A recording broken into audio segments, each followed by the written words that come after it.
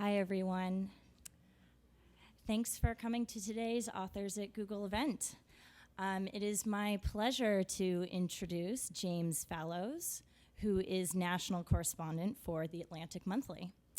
James has been at The Atlantic for over 25 years and previously was chief White House speechwriter for Jimmy Carter. James also spent a brief amount of time at a little outfit called Microsoft, where, in his own words, he waged all-out war against Clippy, the paper clip that we all know. Yes. Perhaps he can talk a little bit more about that. But mostly today he is here to discuss his new book, which is called Postcards from Tomorrow Square, Reports from China. So I don't want to steal his thunder, but I did want to share what he wrote in his introduction about his chance to report from China, just because I think it says a lot. He writes, "This opportunity for discovery is the real payoff of life as a reporter. The chance to answer questions you did not previously know you wanted to ask." Please join me in welcoming James Fallows. Thank you, Lisa. Thank you. Thank you, Lisa. Thank you all for coming out. Thanks for having me here to Google. I'll get the Clippy business out of the way shortly. We never can predict our impact upon life as we pass through it. There are many things I've tried to do. I fear the one thing that will make the most difference for my having lived was eliminating a Clippy. 10 years ago, I was between jobs and journalism. I'd been editing a magazine. That magazine had gone through changes, so I was going to wait to rejoin The Atlantic. And I made a deal with Microsoft, whose CEO, Steve Ballmer, I'd known for a long time, saying that since Word had become the monopoly way in which people had to write, perhaps it should be less terrible than it was. And so he allowed me to come onto the Word design team for 6 months and work on what became Word XP. And there are all sorts of research tools and other things like that that I was hoping to build in from a writer's perspective. But the main advantage I have as an outsider was to be able to say, this thing, Clippy, has got to go. It had been designed, as you know, by Bill Gates' wife in the days before they were married. And so there was a certain halo associated with Clippy. So whenever you do not see Clippy pop up and say, you seem to be writing a letter, think kindly of me. What I'm going to do for the next while is to talk to you about the way I've spent now the last almost 3 years of my life living in China and writing for the Atlantic Monthly and publishing the articles which are in this book, Postcard from Tomorrow Square. I was about to say that I am very happy to be here to do it. I'm happy with this caveat. If I weren't here right now, I'd be in my apartment in Beijing, which is about 200 yards from the Mandarin Oriental Hotel, which, as you know, is going up in flames right now on the final day of Chinese New Year. Many of you in the audience, I guess, have been through Chinese New Year celebrations in China yourself. I'm just inferring. But if you have not been through that yourself, it's almost impossible to convey the detonation, the noise, the flame, just the general wartime spectacle of a big Chinese New Year celebration in Beijing or Shanghai. And a year ago, my wife was saying to me after the final day's explosions that it was just a miracle the city wasn't up in flames. And we do see one of its main landmarks going up. This is a tragedy in that it's part of the very distinctive new iconic architecture you certainly saw during the Beijing Olympics. The CCTV tower, which has those two uneven legs supporting each other and which I understand from engineering point of view would not be legal to build anyplace else in the world, is there, and the Mandarin Oriental is right next to it. So it is, for spectacle and reporting value, I'm sorry not to be there to see it, but I'm in all other ways happy to be here with you for the next while.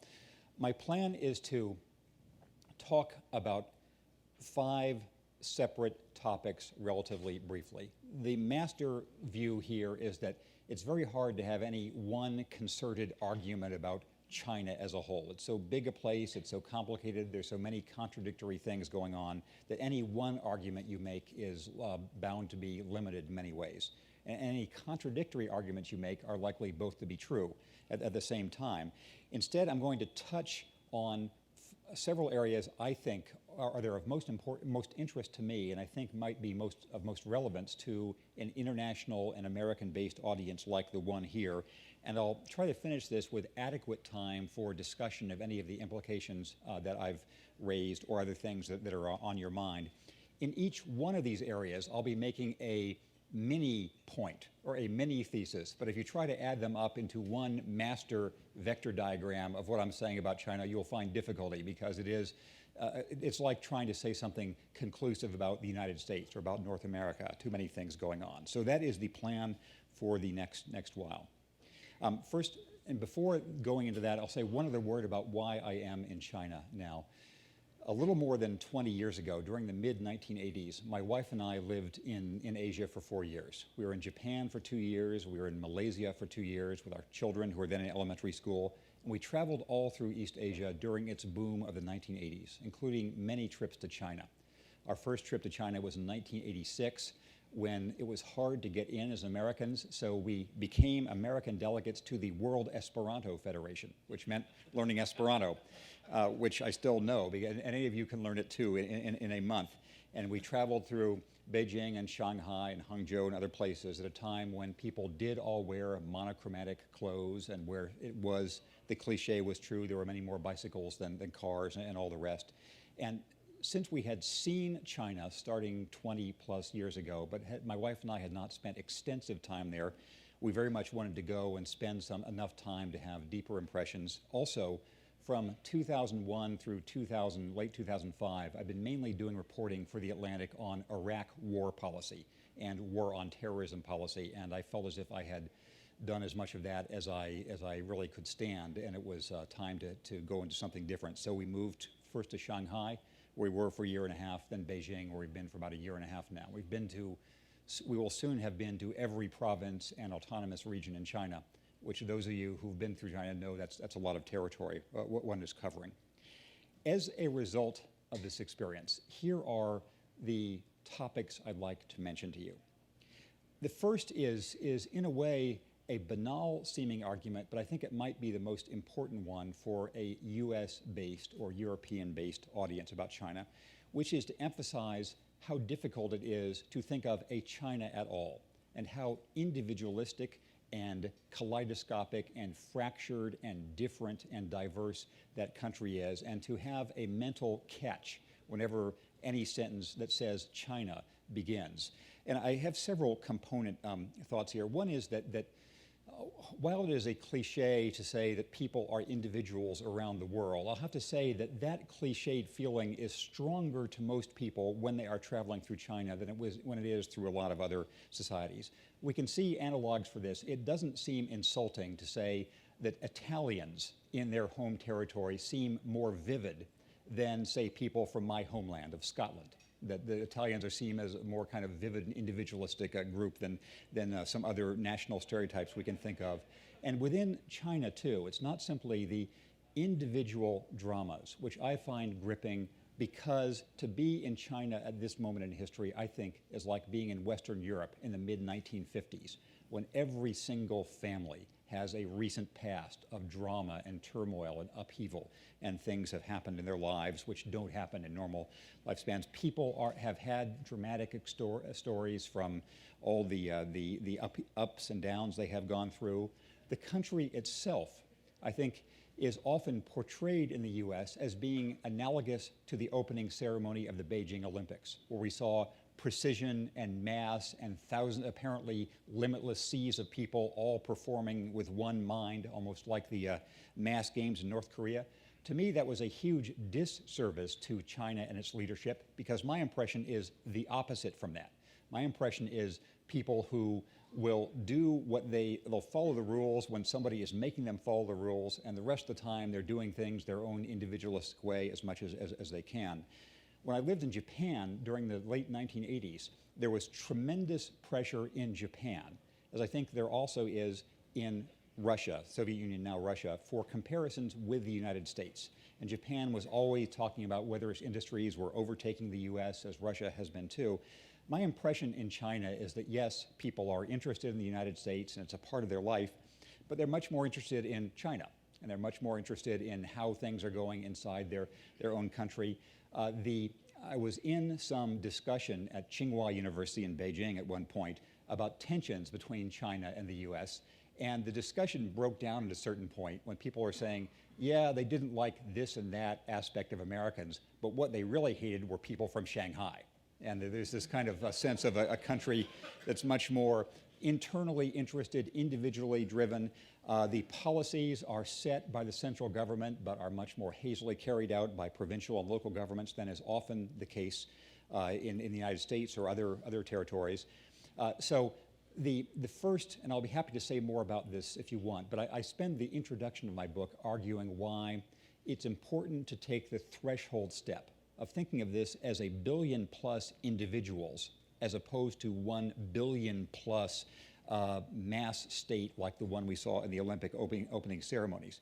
That is good in many ways for China. It's difficult in some ways for China, but it's a reality, which I think means it has intellectual consequences in recognizing that contradictory things are true, as they are of the US, but it also has political, emotional, and other consequences of saying what sort of entity are we dealing with its different language groups, its different populations, its different interests, its different regional loyalties. So that's my point one. We should always be cautious in thinking that there is a China, because in certain ways there is clearly a Chinese regime and a Chinese interest in the world, but in many, many other ways it's useful to think of it as a large agglomeration of individuals held together barely for various purposes. The second main topic, obviously, the economy of China. What we should make of its prospects, its influence on the United States, its influence on the world, and what sorts of tensions it's going through here. I spend a lot of this book going into exactly this question, and there were two main reportorial immersions I had, which were really fun. One about 2 years ago was in the whole outsourcing economy of southern China, north of Hong Kong, Guangdong province, Shenzhen, Dongguan, the rest. These places have been in the news recently for the very extensive layoffs in the lowest wage industries, some of the Christmas toy makers and the little junk makers that have had gigantic layoffs. I'll come back to that in a moment. What was fascinating to me in seeing its ecology and the integration of the world's production system with China at its height 2 years ago was how different this was from previous waves of outsourcing or industrial shift that had gone on, Europe to England to the US, US to Japan, other sorts of shifts. And in a way, it was a more, it had at least a potential of being more beneficial for all parties than many previous industrial shifts have been. I make the case in some detail in this book, and I can talk about it later in questions if you want. But essentially, I was saying that the rise of these huge factory towns with migrants from the provinces, from Sichuan or Hebei or wherever, had worked in China a transformation that had not been seen ever before in human history, where you had tens of millions of people going from rural existence of $100 a year cash income to a factory existence of maybe $100 a month or $125 a month, which put them on an entirely different plane and was equipped their families to sort of step out of the really immiserating parts of rural poverty and gave them new choices in life.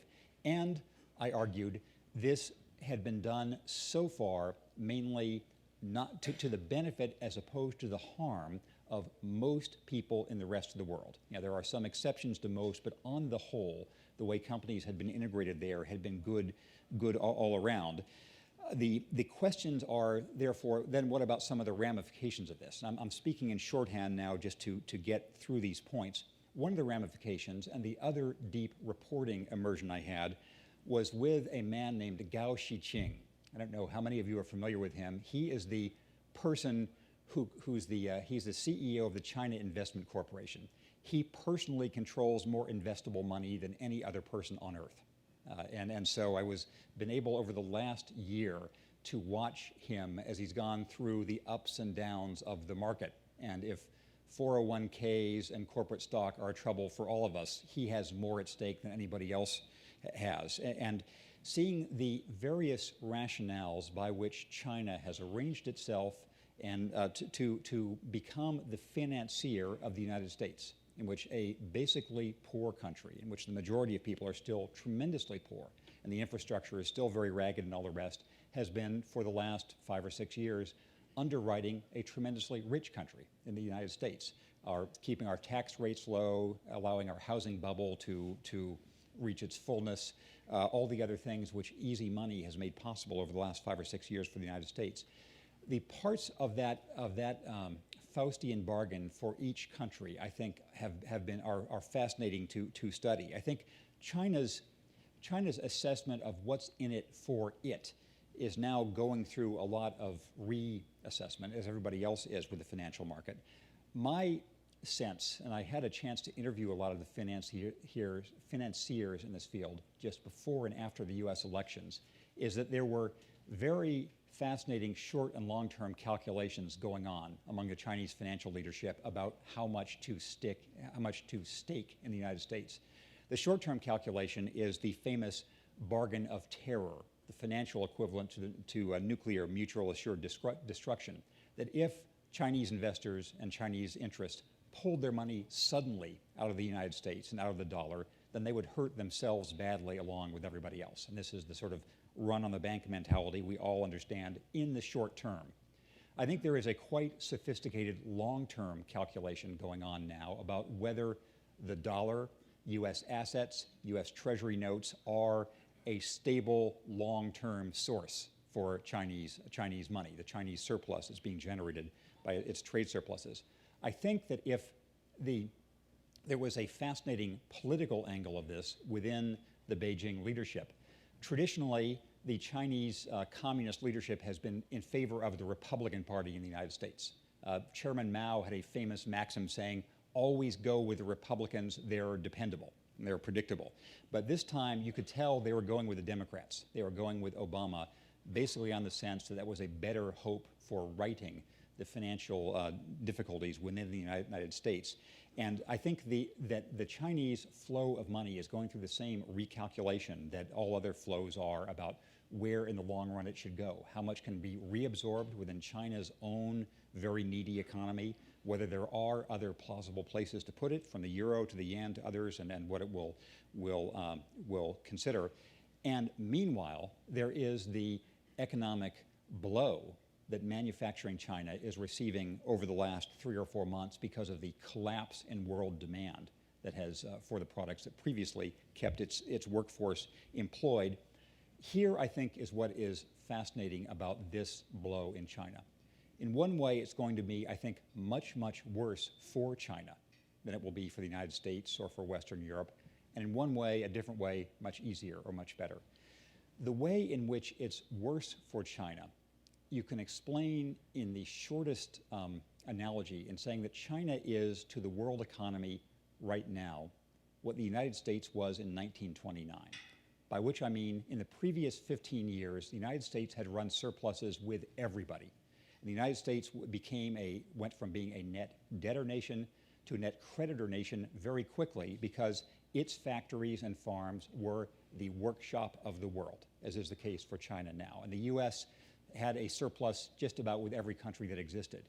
When demand collapsed in the 1930s, it was bad for Europe because Europe had all of its political terrors that came after that. But economically, it was worse for the United States. The United States had worse unemployment in the 30s than the Europeans did because the US had depended on this chronic surplus. That is China's problem now. Its surplus relative to the world GDP is about as large as America's was in 1929 before the collapse. And the collapse that's happening is about what happened in European demand in the early 1930s. But China is, of course, much poorer than the United States was and smaller relative to the world economy than the US was in the 1930s. So just as a matter of math, the unemployment blow likely to be visited on China in the next year or two is going to be severe. And you've already read about the 20 million layoffs or however many in the factory realm. So in terms of economic suffering, this will be serious. On the other hand, I am skeptical and would urge you to be skeptical of the story saying this will mean the end of Communist Party rule in China, this will lead to massive outbreaks all around the country. Perhaps, but even within recent living memory, the Chinese public has been through harder changes than this. The closing of the state-owned enterprises 15 years ago left more people unemployed than are going to be unemployed in the next year or two. When there are protests, in my experience, they tend to be against the local factory owner who is cheating people out of their wages, or the local landlord who is not heating the houses, or whatever, not against the regime. It's very rare. It's rare to have protests against the central government, in my experience. So, to round up this economic point, which is perhaps the most complicated, I think there has been a surprisingly productive interaction, but up till now, between China and the U.S. The financial variable is something I go into some length here in the book, following a dollar as it goes from the time you spend it in a grocery store or a drugstore to when it goes back to the factory in Shenzhen and comes back as a treasury note, and all the different stops that it goes through in that stage. And China is likely to be battered, and its response could be destructive in some ways, but I think that it's not likely to shake the regime. So that's the economy. Third topic I will address, the environment. Arguably the most important long-term aspect of what's happening in China. I have a long discussion of environmental issues in my book, which I say surprisingly can be captured by one line from an official Chinese government report. I say surprisingly because often these official reports are like US government reports, only more so. But there was a white paper on the state of the environment the Chinese government put out about a year ago, and it said, the state of the Chinese environment is grave, but with positive developments. And I think both those things are true. The gravity of the situation, the graveness, any of you who have lived in China know about this. It was the case, the Beijing Olympics finally were a success on environmental grounds because as of the second day of the Olympics, a cold front moved through and blew out a lot of the air, and the factory closures that had been put into effect made the air good for the rest of the games. For the 4 or 5 months before that, my wife and I were sure we were getting clinically depressed because we'd wake up each morning in Beijing, open the window, and we would see nothing. We'd look out into a wall of visibility of 100 feet or 200 feet. I think the factories were running 90 hours a day before the Olympics to try to make up production. Water shortage is a dire problem. There's a drought now. Water pollution is a terrible problem. Cancer rates are quite high in China. You name an environmental issue, and China has it in extreme ways. There also is the fact that China's main power source is, of course, coal. And almost any power source it can use, whether it's coal or hydroelectric, which means evicting people, or oil with imports, or nuclear power, they all have their drawbacks and difficulties. So the challenges are as serious as one would assume. However, the positive developments part of the story also struck me as important because that is so rarely acknowledged at all in the foreign press. I traveled around, I saw local mayors and governors who were sponsoring green zones or who were being assessed for their promotion, not simply on GDP, but also on the air pollution rate and the water pollution rate. Saw many lawsuits where people were being given standing to sue on environmental grounds, so that there were toxic waste type of principles. And there is, I think it both is a disservice to reality and in a way destructive of the prospects within China not to recognize that there is a tension underway. There are people pushing hard to try to have a better environmental outcome because they finally do realize this is the world they are living in. Their children are growing up with these sorts of pollutants all around them. So I think that it's worth recognizing that there is a playing field that is where the action is taking place. There is certainly, from a technical point of view, the easy gains for efficiency on climate grounds in China are easier than any place else. For example, it takes about 3 times as much energy to heat and cool an office building in Beijing as it does in New York with similar climates, just because the insulation is so terrible and the building standards have been so poor. And so the way to get easy improvements in factories and in buildings and all the rest are there. And this, I think, is the area also of most fruitful U.S.-Chinese interaction under the new administration. One other point here. In Beijing, just before New Year's time, before Western New Year's time, there was going to be a big announcement of a new study group on U.S.-China climate change initiatives. This has been something that's been funded by, I think, the Energy Foundation and the Pew organizations in the U.S. with Chinese partners, and it was a very, very comprehensive action plan for working on climate issues between the U.S. and China. And there was one reason only that it wasn't released then, and will be released in about 2 weeks. And the reason is the chairman on the U.S. side had just been nominated as Energy Secretary, Stephen Chu. And they didn't want to have his confirmation proceedings complicated by this very ambitious agenda he had for U.S.-China collaboration, especially given that he was ethnically Chinese, and that you could imagine senators saying, well, what about all this? So I think there will be in the next week or two this very ambitious agenda, with the extra part that the man who supervised it on the U.S. side is now the Secretary of Energy, and has been confirmed, and this has been one of his policies. So on the environment, the situation is grave, but with positive developments, and those positive developments need to be exploited, because if the climate struggle in particular is not won in China, then it's lost every place. People there are going to need more electricity. They are going to want to come into a more modern lifestyle, and so it has to be won there if it's to be won any place. Fourth topic, and briefly, political change in China in the large scale. I found before I went to China 3 years ago, and when I talked to people here, they often were making a mental jump saying, well, China has the internet, China has this kind of economic progress. It's a natural and consistent process of political liberalization in the largest sense.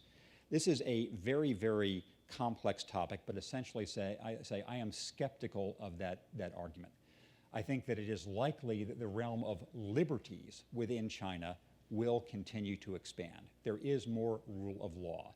There are fewer people being arbitrarily detained, although there are a lot. There are fissures within the ruling party. And for example, you saw before the Olympics, the highest levels of the ruling of the government was saying, yes, we need to have protest zones. If people want to have authorized protests to talk about whatever they want, we'll have these during the Olympic grounds. And then when people applied for their permits, all of them were denied, and some were arrested for applying. And so this was a strange mixed message where, as I understand it, the higher levels of the government said, yes, we need to do this, and the local police said, what do you mean? We're going to arrest these people and send them off. And I think that it is worth, from the outside world's point of view, concentrating on the realm of liberties in China as opposed to the realm of structural democracy, that is, large-scale national elections.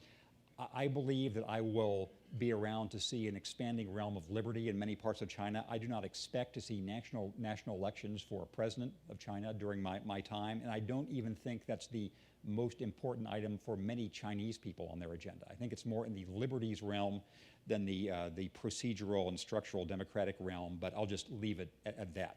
Let me now skip to my final point about technology, about what your counterparts, your colleagues, your competitors in China are doing now. And I know, again, many of you have come from there or been trained there. I have a chapter in here called "The Connection Has Been Reset," about how the Great Firewall actually works, how the censoring of the internet actually works. And to me, it's a very, very interesting process. Here's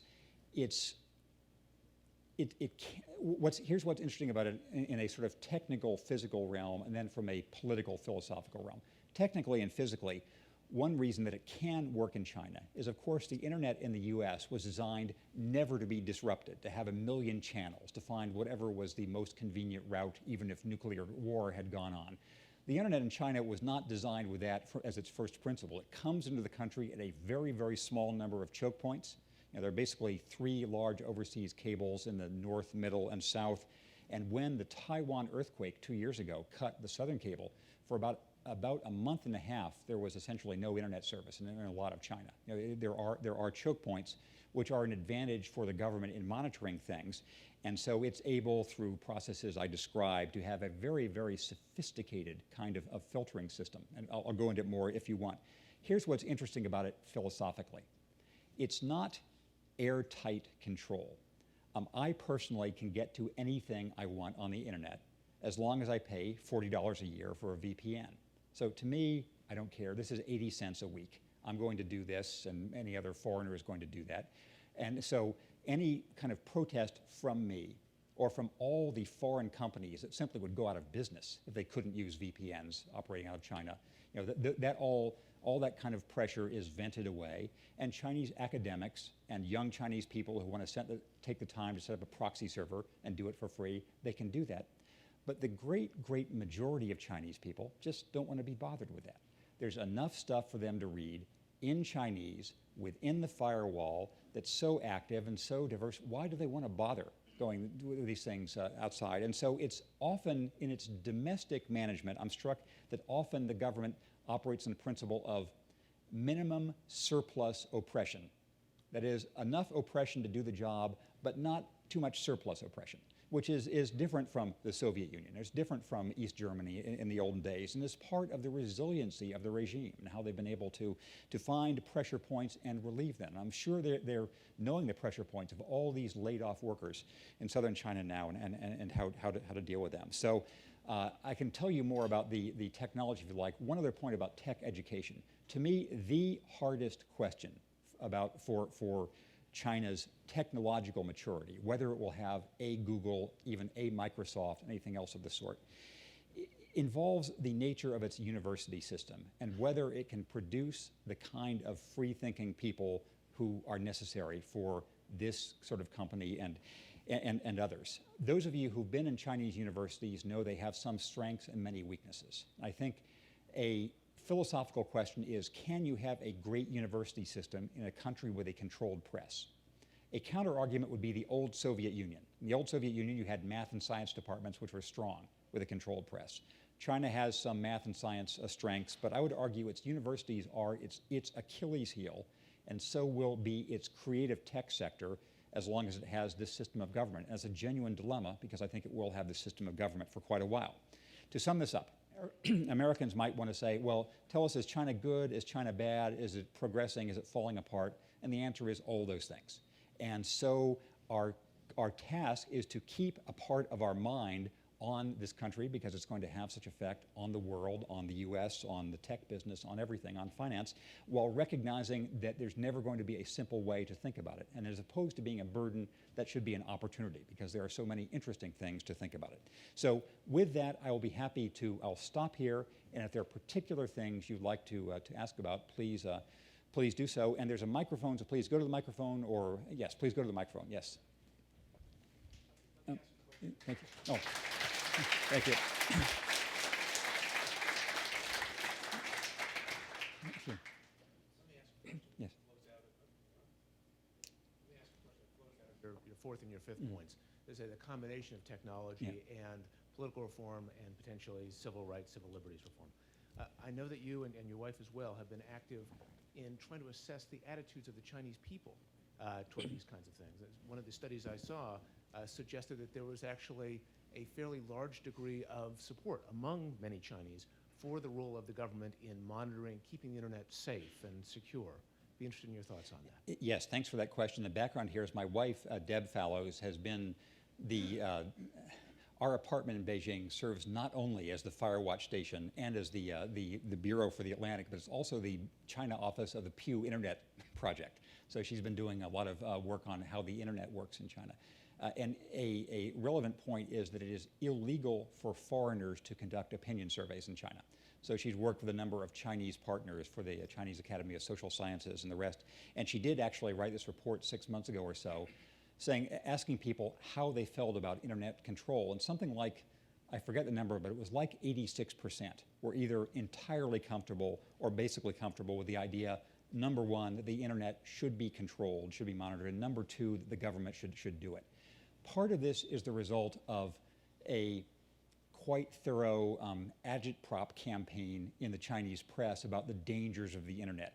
There's a story every week about internet addicts, and internet commerce is quite fraudulent in China. As a side note, when we order airline tickets online in China, we go to C-Trip, we order an airline ticket, you make the reservation, an hour later a guy comes to your apartment and gets the cash the actual cash transfer part of the internet doesn't work that well.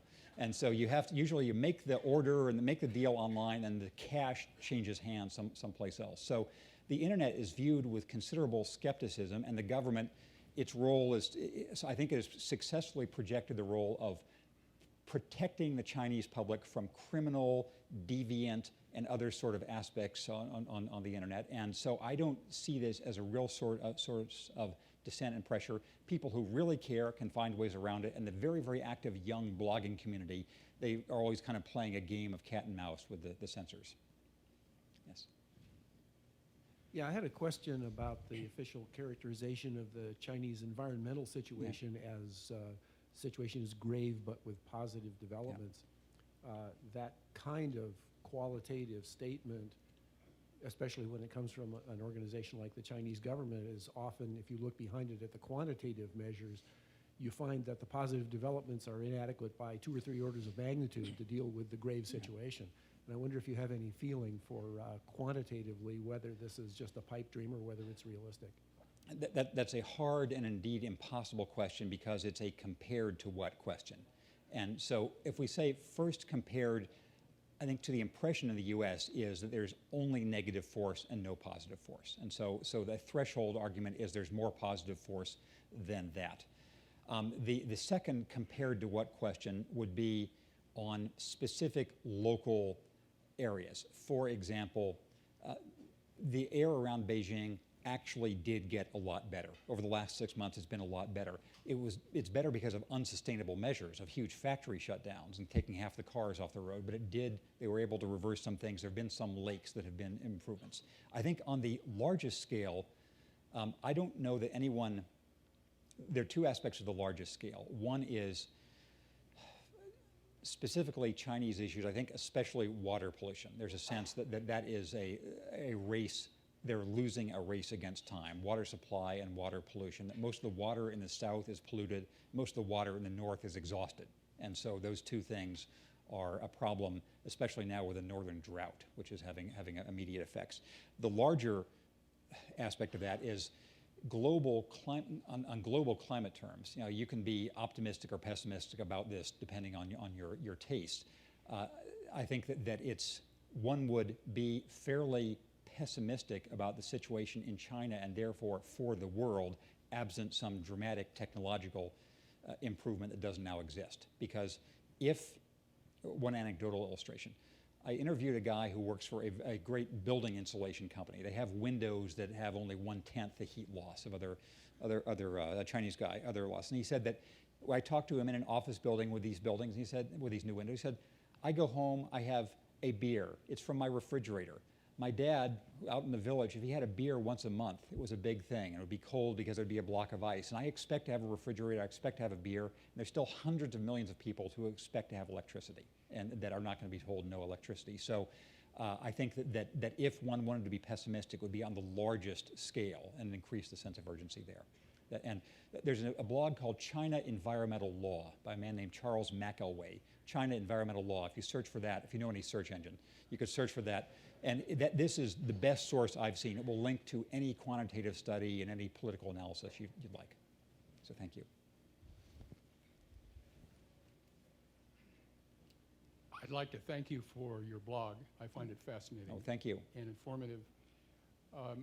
With respect to the severe layoffs or perhaps job loss, how resilient is Chinese village culture to reabsorb all those people, and what are the potential political consequences, if any, because all of them have to go home? Yeah, now that's a great question that I wish I could answer more first-handedly than I can at the moment. I spent most of the month of August in villages in western Sichuan, and then also in some of the surrounding areas. And there were a number of people who had returned there voluntarily. These are people who felt they had made enough money wherever in Shenzhen or other places, and they'd come back to the village, and they viewed reabsorption as a good rather than bad thing, revitalizing the villages and all that. I recognize that's a different prospect from having the wage earners suddenly come back to be fed and not sending money anymore. And a difficulty in firsthand reporting is that villages are different, and provinces are different, and situations are different, and some can get more a return if they have more working, able-bodied people, and some not. My guess would be that this will be a big strain, of course, mainly for the loss of cash income. That even more than the extra people who are there, but more resilient than would be the case for the United States, for example, or for Europe, just because so much incredible hardship has been visited on so many people in such recent times that this is not the worst thing that has happened to people. So I would be skeptical of thinking this will be a powder keg of discontent. And if it were, the protests I've seen personally have all been against the cheating factory owner, not against Hu Jintao. And they say they want to get Hu Jintao's attention to punish the cheating factory owner. So at least as of now. Yes, thank you. So last year there was the tainted milk scandal, and lots of infants died, and also the school building collapse in Sichuan where a lot of kids died.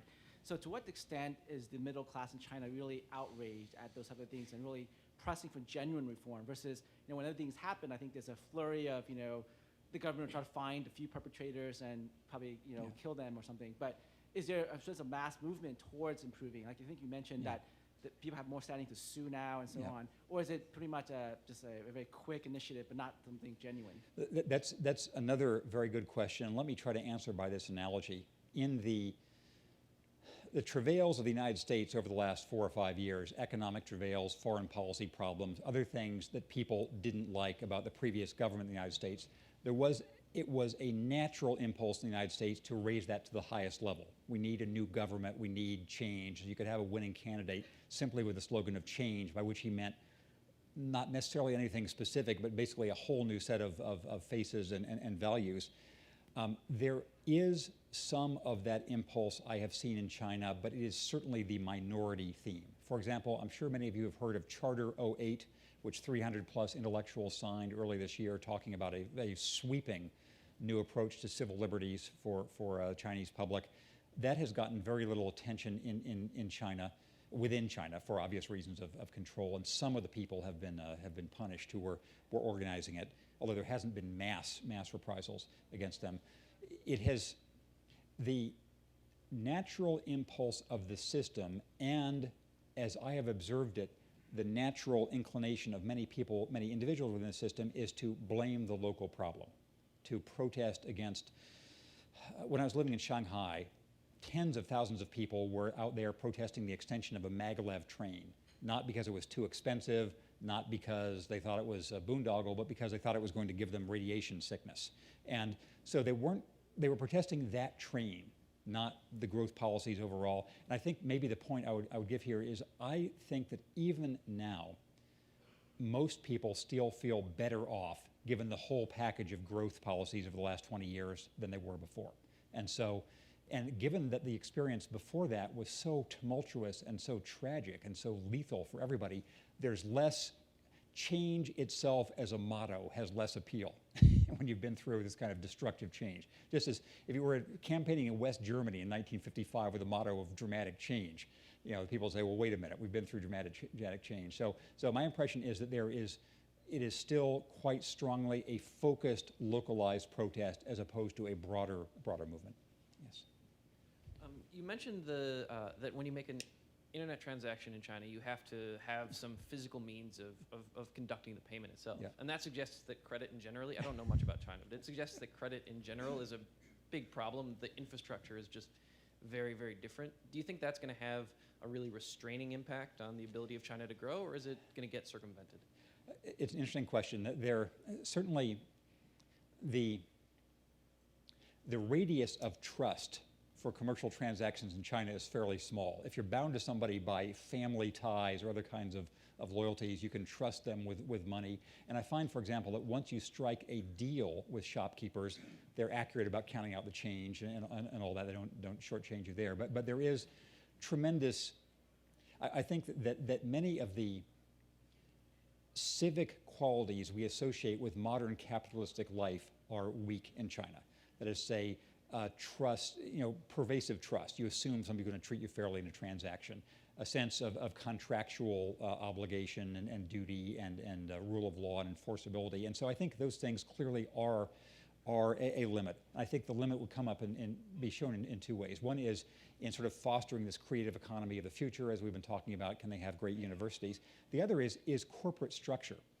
People have pointed out that Japan, when it was at the height of its competition against the US, had huge national champion companies. It was Toshiba against IBM, and it was Toyota against Ford. In China, the only big companies are the old state-owned enterprises. That it's, the oil companies and the banks are legacy state-owned enterprises, and the vital companies are all little ones. They're all little mom and pops. The exceptions are some Taiwanese-owned manufacturing firms like Foxconn that have gotten big. And so you don't have this sort of middle-scale corporation that has typified the Western world in the last 150 years, which requires some bureaucratic procedure and trust and all the rest. So I think corporate structure is one way you see this risk of trust. And to the extent, for a while, China can work fine on paying a guy 1 RMB to drive across town and like give him the cash for the airplane ticket. But at a certain point, there won't be that much free labor. So yes, I think this will be an interesting part of the modernization too, to see if it happens. Thank you. Talking about the environment, I have a picture somewhere I took in Tokyo in the late 70s of a billboard showing the horrific pollution levels and so forth.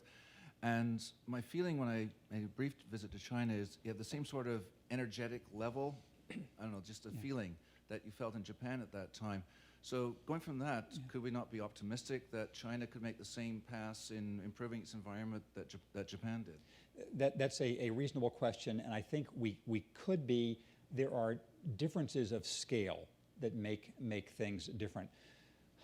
In the Japan versus China comparison, it's worth remembering, number one, that Japan in its post-World War II industrialization was essentially re-industrializing. It had already done so from 1865 to early 1930s, and so it was recovering in a way as Western Europe was. And even then, while it had a rural population, it didn't have a vast impoverished population as China does now. So we have, first, scale of still a huge number of people who are wanting to come into the industrial economy. We have the speed of heavy industry in China has been faster and again bigger than any place else, and it happens at a time when sort of the leeway or the headroom has already been used up. When the U.S. and England were going through this process, they probably were as proportionally as destructive, but there was more leeway and they were smaller. And so the question is whether the scale and momentum of what's happening in China can be corrected. Chinese officials argue correctly that they are making the adjustment faster than either Europe or the US did during their early industrialization stages, and it's just whether it's fast enough given the issues of scale. So I think conceptually you're right, it is the same, and it's just how it fits into the larger world ecology now. So I should ask if there's anybody who has firsthand experience in China who disagrees strongly with something I have said. I would be happy to hear it. And otherwise, I will say, I'll say that your Google translation tools have been interesting for me in China. I find them useful up to a certain point. It's like a talking dog. It's impressive they can do it at all, and then, but I mean, you know this analogy to Samuel Johnson's talking dog. So any of you working on the translation tools, keep on working. I find them useful. So probably with that, I should dismiss everyone to lunch. Thank you very much for coming, and keep up the good work.